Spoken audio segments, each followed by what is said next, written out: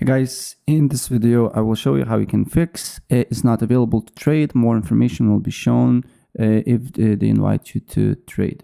So what you need to do here is first you need to make sure that you and your friend accounts is on public. So you just need to go to your account name, profile, then edit profile, and make sure on privacy settings the profile is public, you and your friend, and then you need to look if the problem persists or not. If the problem persists, we can proceed with other steps.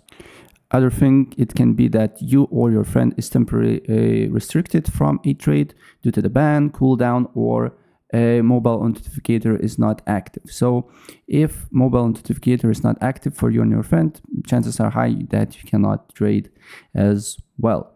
Other thing that it can be if you accidentally got a trade and you cancel it, then you just need to wait for exactly 7 days to simply get a option for you to trade again.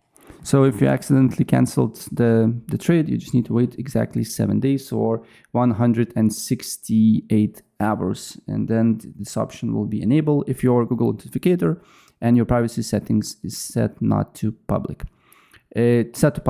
So yeah, that's basically it. If I helped you out, please press like button and subscribe for more. Take care.